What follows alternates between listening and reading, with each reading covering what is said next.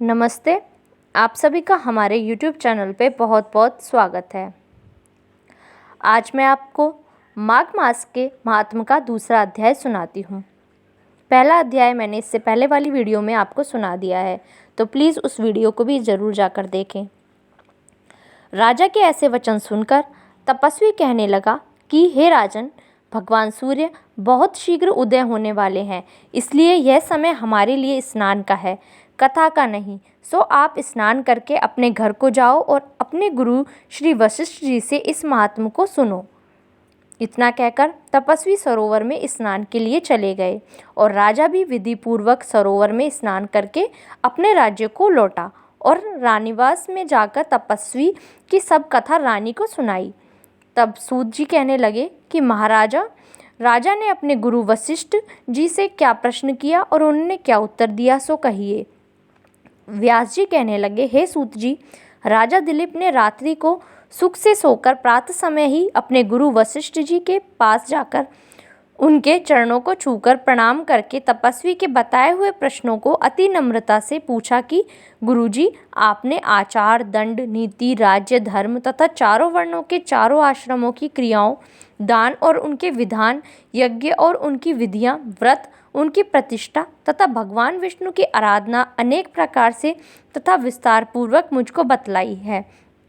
अब मैं आपसे माघ मास के स्नान के महात्म को सुनना चाहता हूँ। सो हे तपोधन, नियम पूर्वक इसकी विधि समझाइए। गुरु वशिष्ठ कहने लगे कि हे राजन, तुमने दोनों लोकों के कल्याणकारी वनवासी तथा गृहस्थियों के अंतःकरण को पवित्र करने वाले माघ मास के स्नान का बहुत सुंदर प्रश्न पूछा है।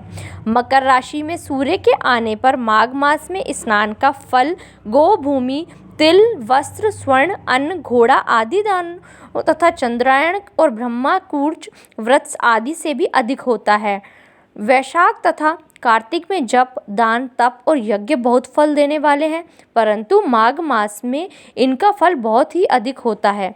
माघ में स्नान करने वाला पुरुष राजा और मुक्ति के मार्ग को जाने वाला होता है। दिव्य दृष्टि वाले महात्माओं ने कहा कि हे, जो मनुष्य माघ मास में सकाम या भगवान के निमित्त नियम पूर्वक माघ मास में स्नान करता है, वह अनंत फल वाला होता है। उसको शरीर की शुद्धि, प्रीति, ऐश्वर्य तथा चारों प्रकार के फलों की प्राप्ति होती है। अदिति ने 12 वर्ष तक मकर संक्रांति में अन्न त्याग कर स्नान किया। इससे तीनों लोकों को उज्जवल करने वाले 12 पुत्र उत्पन्न हुए। माघ में स्नान करने से ही रोहिणी, सुभगा, अरुंधति दानशीलता हुई और इंद्राणी के समान रूपवती होकर प्रसिद्ध हुई।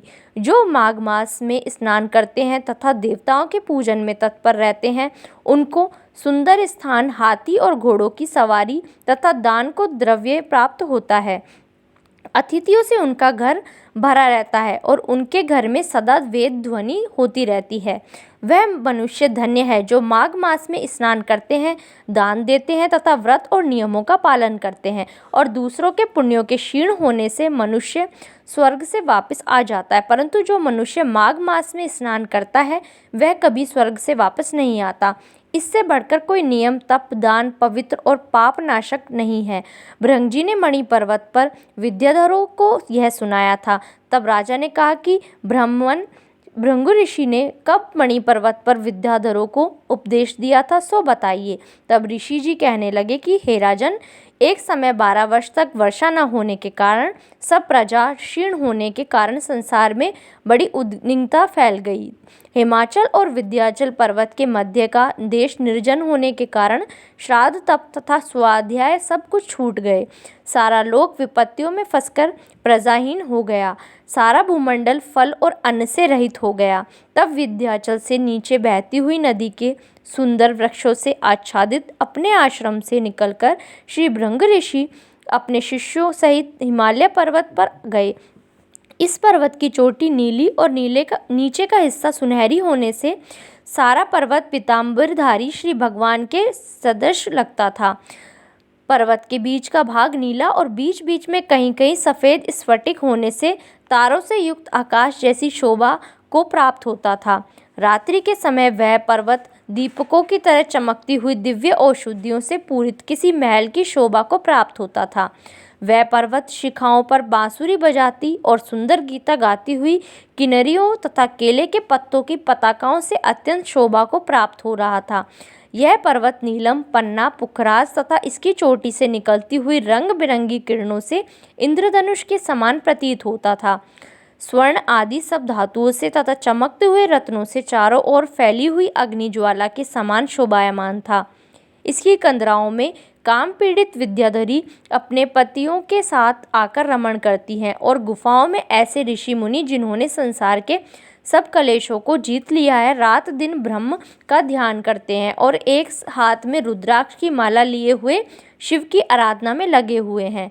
पर्वत के नीचे भागों में जंगली हाथी अपने बच्चों के साथ खेल रहे हैं तथा कस्तूरी वाले रंग बिरंगे मृगों के झुंड इधर उधर भाग रहे हैं। यह पर्वत सदा राजहंस तथा मोरों से भरा रहता है, इसी कारण इसको हेमकुंड कहते हैं। यहाँ पर सदैव ही देवता, गृहक और अप्सरा निवास करते हैं। धन्यवाद। इस वीडियो में बस इतना ही। यदि आपको मेरी वीडियोस अच्छी लगे तो प्लीज़ उन्हें लाइक कीजिए, शेयर कीजिए और मेरे चैनल को सब्सक्राइब कीजिए।